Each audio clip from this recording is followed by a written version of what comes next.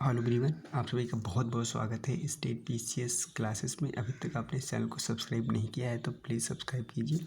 UP PSC PAT exam को ध्यान में रखते हुए स्टेट पीसीएस के द्वारा प्रैक्टिस सेट चलाया जा रहा है और आज प्रैक्टिस सेट नंबर 10 इस वीडियो में हम करने वाले हैं। ठीक है, तो आइए बिना देरी करते हुए आज का पहला क्वेश्चन देखते हैं। आज का पहला क्वेश्चन आपसे क्या पूछा गया है। आज का पहला क्वेश्चन यहाँ पर आपसे पूछा गया है, भारत में कृषि जनगणना कितने वर्ष में एक बार होती है। तो भारत में कृषि जनगणना 5 वर्ष में एक बार होती है। ठीक है, तो कृषि जनगणना भारत में कितने वर्ष में एक बार होती है, तो 5 वर्ष में एक बार होती है। ठीक है, इसका राइट आंसर क्या हो जाएगा, ऑप्शन ए इसका राइट आंसर हो जाता है। ठीक है, अगला सवाल क्या पूछा गया है। अगला सवाल आपसे यहाँ पे पूछा गया है, ग्रीन रेवोल्यूशन हरित क्रांति के जनक कौन है। ग्रीन रेवोल्यूशन हरित क्रांति के जनक कौन है। तो हरित क्रांति के जनक किसे माना जाता है, डॉक्टर एम स्वामीनाथन जी को हरित क्रांति का जनक माना जाता है। इसका राइट आंसर ऑप्शन ए हो जाता है। ठीक है, अगला सवाल देख लेते हैं। अगला सवाल आपसे यहाँ पे पूछा गया है। अगला सवाल, योजना आयोग प्लानिंग कमीशन का गठन कब हुआ था। तो प्लानिंग कमीशन का गठन कब हुआ था, 1950 में हुआ था। 1950 में आपका प्लानिंग कमीशन, जिसे आप योजना आयोग कहते हो, इसका गठन हुआ था। इसका राइट आंसर क्या है, ऑप्शन ए इसका राइट आंसर हो जाता है। ठीक है, अगला सवाल देख लेते हैं। अगला सवाल आपसे पूछा गया है, क्या पूछा गया है आपसे, भारत में किस राज्य में सबसे अधिक वन क्षेत्र है। तो सबसे अधिक वन क्षेत्र किस राज्य में है, मध्य प्रदेश में है, अरुणाचल प्रदेश में है, छत्तीसगढ़ में है या फिर उड़ीसा में है। तो भारत में सर्वाधिक वन क्षेत्र मध्य प्रदेश में पाया जाता है। इसका राइट आंसर ऑप्शन ए हो जाता है। ठीक है, अगला सवाल देख लेते हैं। अगला सवाल आपसे यहाँ पे पूछा गया है कि पंचायती राज प्रणाली पहली बार किस राज्य में लागू की गई थी। तो ध्यान रखना, पंचायती राज प्रणाली सबसे पहले कहाँ पे लागू की गई थी, राजस्थान में लागू की गई थी, उत्तर प्रदेश में लागू की गई थी, बिहार में लागू की गई थी या फिर केरल राज्य में लागू की गई थी। तो पंचायती राज प्रणाली भारत में सर्वप्रथम राजस्थान राज्य में लागू की गई थी। कहाँ पे लागू की गई थी, तो राजस्थान में लागू की गई थी। इसका राइट आंसर ऑप्शन ए हो जाता है। ठीक है, अगला सवाल देख लेते हैं। अगला सवाल क्या है। अगला सवाल आपसे यहाँ पे पूछा गया है कि गंगा नदी का उद्गम स्थल कहाँ है। गंगोत्री है, यमुनोत्री है, अमरकंटक है या फिर बद्रीनाथ है। तो गंगा नदी का उद्गम स्थल गंगोत्री है। ठीक, इसका राइट आंसर क्या हो जाएगा, ऑप्शन ए इसका राइट आंसर हो जाता है। ठीक है, अगला सवाल देख लेते हैं। अगला सवाल आपसे क्या पूछा गया है। अगला सवाल आपसे यहाँ पे पूछा गया है, वेदों की ओर लौटो का नारा किसने दिया था। तो वेदों की ओर लौटो का नारा किसने दिया था, स्वामी विवेकानंद जी ने दिया था, महात्मा गांधी ने दिया था, दयानंद सरस्वती ने दिया था या फिर राजा राम मोहन रॉय जी ने दिया था। ठीक है, तो ध्यान रखना, वेदों की ओर लौटो का नारा किसने दिया था, तो दयानंद सरस्वती जी ने यहाँ पे यह नारा दिया था, वेदों की ओर लौटो का नारा। ठीक है, ये एग्जाम में आपके बहुत बार पूछा गया, तो प्लीज़ इसको ध्यान से आप पढ़ लीजिएगा। ठीक है, अगला सवाल आपसे यह पूछा गया है कि भारत का सबसे बड़ा राष्ट्रीय उद्यान कौन सा है। भारत का सबसे बड़ा राष्ट्रीय उद्यान कौन सा है, जिम कॉर्बेट है, हेमिस है, काजीरंगा है या फिर रणथंभौर है। तो प्रश्न नंबर 8 का राइट आंसर क्या हो जाएगा, ऑप्शन बी सबसे बड़ा नेशनल पार्क या फिर सबसे बड़ा राष्ट्रीय उद्यान कौन सा है, आपका हेमिस है। ठीक है, इसका राइट आंसर ऑप्शन बी हो जाता है। ठीक है, अगला सवाल देख लेते हैं। अगला सवाल आपसे यहाँ पे पूछा गया है कि भारत में मुद्रा छापने का कार्य कौन करता है। भारत में मुद्रा छापने का कार्य कौन करता है। ऑप्शन ए क्या कह रहा है, ऑप्शन ए कह रहा है कि भारतीय रिजर्व बैंक, ऑप्शन बी कह रहा है कि वित्त मंत्रालय, ऑप्शन सी कह रहा है कि भारत सरकार, ऑप्शन डी कह रहा है कि security printing and minting corporation of India. तो भारत में मुद्रा छापने का कार्य कौन करता है, security printing and minting corporation of India. इसका राइट आंसर ऑप्शन डी हो जाता है। ठीक है, अगला सवाल देख लेते हैं। अगला सवाल आपसे क्या पूछा गया है। अगला सवाल आपसे यहाँ पे पूछा गया है कि डोडो पक्षी किस कारण विलुप्त हुआ है। प्राकृतिक आपदा के कारण, अत्यधिक शिकार यानी कि ओवर हंटिंग के कारण, या फिर डिसीज यानी कि रोग के कारण, या फिर जलवायु परिवर्तन क्लाइमेट चेंज के कारण। तो डोडो पक्षी विलुप्त हुआ है, ओवर हंटिंग यानी कि अत्यधिक शिकार इसका किया गया है, इस कारण से डोडो पक्षी क्या हुआ है, विलुप्त हो गया है। इसका राइट आंसर ऑप्शन बी है। अगला सवाल देख लेते हैं। अगला सवाल आपसे क्या पूछा गया, यहाँ पे आपसे पूछा गया है कि भारतीय संविधान का कौन सा अनुच्छेद संविधान संशोधन से संबंधित है। अनुच्छेद 356, अनुच्छेद 370, अनुच्छेद 368 या फिर अनुच्छेद 324। तो ध्यान रखना, भारतीय संविधान में जो है अगर बात की जाए तो संविधान संशोधन से संबंधित कौन सा आर्टिकल है, तो आर्टिकल 368। यह जो है आपके संविधान संशोधन से संबंधित है, अनुच्छेद 368। इसका राइट आंसर ऑप्शन सी हो जाता है। ठीक है, अगला सवाल देख लेते हैं। अगला सवाल आपसे यहाँ पे पूछा गया है, क्या पूछा गया है? अगला सवाल प्रश्न नंबर 12 पूछा गया है कि सिंधु घाटी सभ्यता में किस धातु का सर्वप्रथम प्रयोग हुआ था? तो ध्यान रखना, जो इंडस वैली सिविलाइजेशन आपकी सभ्यता है, ठीक है, उसमें सर्वप्रथम किस धातु का प्रयोग हुआ था? सोना हुआ था, ठीक है, सोने का प्रयोग हुआ था, तांबे का हुआ था, लोहे का हुआ था, या फिर चांदी का हुआ था? तो सिंधु घाटी सभ्यता में यहाँ पे किसका, कॉपर यानी कि तांबे का प्रयोग किया गया था। इसका राइट आंसर क्या है? ऑप्शन बी इसका राइट आंसर हो जाता है। ठीक है, अगला सवाल देख लेते हैं। अगला सवाल आपसे यहाँ पे पूछा गया है कि भारत के पहले राष्ट्रपति कौन थे? डॉक्टर राजेंद्र प्रसाद थे, डॉक्टर सर्वपल्ली राधाकृष्णन थे, ठीक है, पंडित जवाहरलाल नेहरू थे, या फिर महात्मा गांधी थे? तो भारत के पहले जो है राष्ट्रपति थे आपके डॉक्टर राजेंद्र प्रसाद जी थे। इसका राइट आंसर ऑप्शन ए हो जाता है। अगला सवाल पूछा गया है आपसे, अगला सवाल आपसे यहाँ पे पूछा गया है, अमृतसर संधि किस वर्ष हुई थी? 1809 में हुई थी, 1846 में हुई थी, या फिर 1857 में हुई थी, या फिर 1919 में हुई थी? ध्यान रखना, अमृतसर जो आपकी संधि हुई थी, यह कब हुई थी?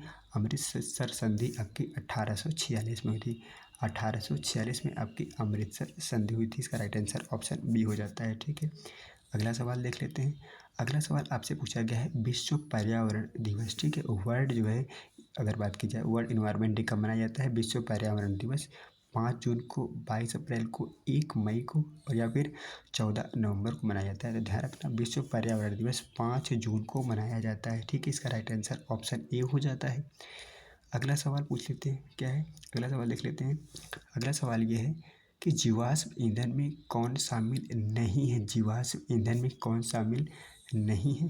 तो यहाँ पे कोयला क्या है? जीवाश्म ईंधन है। पेट्रोलियम जीवाश्म ईंधन है। प्राकृतिक गैस या भी जीवाश्म ईंधन है, लेकिन यूरेनियम जीवाश्म ईंधन नहीं है। इसका राइट आंसर क्या हो जाएगा? ऑप्शन डी इसका राइट आंसर हो जाएगा। अगला सवाल देख लेते हैं। अगला सवाल आपसे पूछा गया है यहाँ पे कि रेड डाटा बुक का संबंध किससे है? मिट्टी की गुणवत्ता से संबंधित है, संकटग्रस्त प्रजातियों से संबंधित है, जल प्रदूषण से संबंधित है, या फिर खनिज संसाधन से संबंधित है? तो रेड डाटा बुक का संबंध संकटग्रस्त प्रजातियों यानी कि इंडेंजर्ड स्पीसीज से संबंधित है। इसका राइट आंसर ऑप्शन बी हो जाता है। अगला सवाल क्या है? अगला सवाल आपसे यहाँ पे पूछा गया है प्रश्न नंबर 18 में, सूचना का अधिकार अधिनियम कब लागू हुआ? 2005 में, 2000 में, 2010 में, या फिर 1995?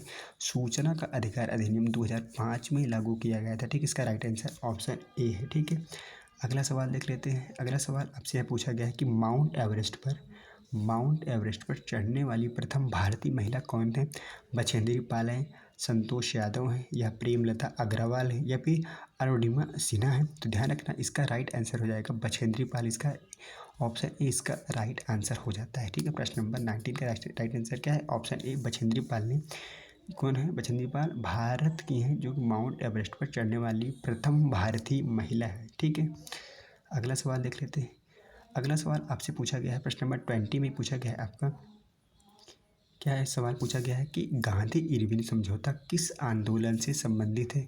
असहयोग आंदोलन से संबंधित है, भारत छोड़ो आंदोलन से संबंधित है, सविनय अवज्ञा आंदोलन से संबंधित है, या फिर चंपारण सत्याग्रह, या फिर चंपारण मूवमेंट से संबंधित है? तो प्रश्न नंबर 20 का राइट आंसर क्या हो जाएगा? ऑप्शन सी इसका राइट आंसर हो जाएगा, सविनय अवज्ञा आंदोलन से संबंधित है। ठीक है, अगला सवाल देख लेते हैं। अगला सवाल क्या पूछा गया है? अगला सवाल पूछा गया है, आयकर जो होता है, आयकर भारत के किस वर्ष जो है, आयकर जो है भारत में किस वर्ष लागू हुआ था? तो आयकर जो है भारत में किस वर्ष लागू हुआ था? 1860 में लागू हुआ था, 1900 में लागू हुआ था, 1947 में हुआ था, या फिर 1950 में हुआ था? तो आयकर यानी कि जिसे आप इनकम टैक्स बोलते हैं, या 1860 में लागू किया गया था। कब किया गया था? 1860 में लागू किया गया था। ठीक है, अगला सवाल देख लेते हैं। अगला सवाल यहाँ पे पूछा गया है आपसे प्रश्न नंबर 22 में कि भूगोल शब्द का शाब्दिक अर्थ क्या है? पृथ्वी का मानचित्र है, पृथ्वी का अध्ययन है, पृथ्वी का आकार है, या फिर पृथ्वी की परतें हैं? तो प्रश्न नंबर 22 का राइट आंसर क्या हो जाएगा? ऑप्शन बी पृथ्वी का अध्ययन। ठीक है, इसकी स्टडी ऑफ अर्थ। ठीक है, भूगोल। ठीक है, भूगोल का शाब्दिक अर्थ क्या होता है? पृथ्वी का अध्ययन। ठीक है, इसका राइट आंसर क्या हो जाएगा? 22 का राइट आंसर ऑप्शन बी हो जाता है। ठीक है, अगला सवाल देख लेते हैं। अगला सवाल यहाँ पे पूछा गया है आपसे, क्या पूछा गया? प्रश्न नंबर 23 में आपसे पूछा गया है यहाँ पे कि मंडल आयोग का गठन का जो है उद्देश्य जो है क्या था, ठीक है। तो मंडल आयोग का गठन का उद्देश्य क्या था, यहाँ पे शिक्षा सुधार से संबंधित था, पिछड़ा वर्ग की पहचान से संबंधित था, ठीक है, कृषि से सुधार संबंधित था, या फिर औद्योगिक यहाँ पे विकास से संबंधित था। प्रश्न नंबर जो 23 है इसका राइट आंसर क्या हो जाएगा, ऑप्शन बी इसका राइट आंसर हो जाएगा। जो मंडल यहाँ पे आयोग का गठन किया गया था यह पिछड़े वर्गों की आइडेंटिटी के लिए यहाँ पर किया गया था, ठीक है। तो इसका राइट आंसर ऑप्शन बी हो जाता है प्रश्न नंबर 23 का। अगला सवाल देख लेते हैं। अगला सवाल में पूछा गया है कि कौन बनेगा करोड़पति के पहले होस्ट कौन थे। तो कौन बनेगा करोड़पति के जो पहले होस्ट थे वो कौन था, शाहरुख खान थे, अमिताभ बच्चन थे, सलमान खान थे, या फिर आमिर खान थे। तो ये बात सबको पता होनी चाहिए, पता होगी भी कि कौन बनेगा करोड़पति की जो होस्ट कौन करता है, तो वह अमिताभ बच्चन करते हैं, ठीक है। अमिताभ बच्चन जी कौन बनेगा करोड़पति की होस्ट करते हैं, ठीक, होस्ट करता है, ठीक है। अगला सवाल देख लेते हैं। अगला सवाल यहाँ पे प्रश्न नंबर 25 में आपसे पूछा गया है यहाँ पे कि न्यायपालिका का प्रमुख कौन होता है, राष्ट्रपति होता है, प्रधानमंत्री होता है, भारत के मुख्य न्यायाधीश होते हैं, या फिर संसद यानी कि पार्लियामेंट होती है। तो ध्यान रखना 25 का राइट आंसर ऑप्शन सी हो जाएगा कि न्यायपालिका का प्रमुख कौन होता है, भारत के मुख्य न्यायाधीश होते हैं, ठीक है। अगला सवाल देख लेते हैं। प्रोजेक्ट टाइगर कब शुरू हुआ था। आपको सभी को पता होगा कि प्रोजेक्ट टाइगर हुआ कब शुरू हुआ था, इसके 50 वर्ष अभी हाल ही में मनाए गए थे, ठीक है। तो प्रोजेक्ट टाइगर कब शुरू किया गया था, 1973 में, 1980 में, 1990 में, या फिर 2000 में। तो प्रोजेक्ट टाइगर शुरू किया गया था 1973 में। इसका राइट आंसर ऑप्शन ए हो जाता है, ठीक है। प्रश्न नंबर 27 देख लेते हैं। इसमें पूछा गया वर्ण का स्वरूप कितने प्रकार का होता है। इससे पूछा गया है वर्ण का स्वरूप कितने प्रकार का होता है। तो प्रश्न नंबर 27 का राइट आंसर क्या हो जाएगा, ऑप्शन बी। तो वर्ण का स्वरूप 2 प्रकार का होता है, ठीक है। इसका राइट आंसर क्या हो जाएगा, ऑप्शन ए इसका राइट आंसर हो जाएगा, ठीक है। अगला सवाल देख लेते हैं। अगला सवाल क्या पूछा गया है। अगला सवाल आपसे पूछा गया है कि पानीपत की तीसरी लड़ाई किस वर्ष से लड़ी गई थी। पानीपत की तीसरी लड़ाई किस वर्ष से लड़ी गई थी, 1526 में, 1556 में, 1771 में, या 61 में, या फिर 1857 में, ठीक है। तो ध्यान रखना पानीपत की जो तीसरी लड़ाई है वो कब लड़ी गई थी। तो इसका राइट आंसर ऑप्शन सी हो जाएगा 1761 में पानीपत की तीसरी लड़ाई लड़ी गई थी, ठीक है। अगला सवाल देख लेते हैं। अगला सवाल क्या पूछा गया है। अगला सवाल आपसे यहाँ पूछा गया है कि यूएनओ, ठीक है, यूएनओ का मुख्यालय कहाँ स्थित है। तो यूएनओ का मुख्यालय कहाँ स्थित है, पेरिस में है, न्यूयॉर्क में है, जेनेवा में है, या फिर लंदन में है। तो इसका राइट आंसर क्या हो जाएगा आपका। तो यूएनओ का मुख्यालय कहाँ पे है, या न्यूयॉर्क में स्थित है, ठीक, कहाँ पे है, न्यूयॉर्क में स्थित है यूएनओ का मुख्यालय, ठीक है, यूनाइटेड नेशन का, ठीक है। और आज का अंतिम सवाल देख लेते हैं। आज का अंतिम सवाल आपसे यह पूछा गया है कि लाल किला किसने बनवाया था। अकबर ने बनवाया था, या फिर शाहजहाँ ने बनवाया था, औरंगजेब ने, या फिर हुमायूं ने बनवाया था। तो ध्यान रखना आगरा जो लाल किला है, ठीक है, लाल किला किसने बनवाया था। तो लाल किला आपका बनवाया था शाहजहाँ ने। तो शाहजहाँ ने लाल किले का निर्माण करवाया था, ठीक है। तो यह थी आपके प्रैक्टिस सेट के 30 प्रश्न। बहुत ही इंपॉर्टेंट प्रश्न थे, आप इसको 1 से 2 बार देख लीजिएगा तो आपको सारे क्वेश्चन रट जाएंगे, क्योंकि यहीं से एग्ज़ाम में आपके डायरेक्ट क्वेश्चन बनते हैं। और ख़ास तौर पे देखा जाए तो UPSSC हो या फिर UPPCS के कोई भी एग्ज़ाम्स हों, तो ये बहुत ही इंपॉर्टेंट क्वेश्चन है। आप इसको ज़रूर से ज़रूर इस क्वेश्चन को लगा के आप एग्ज़ाम देने जाइएगा। वीडियो देखने के लिए आपका बहुत बहुत धन्यवाद। Thank you so much.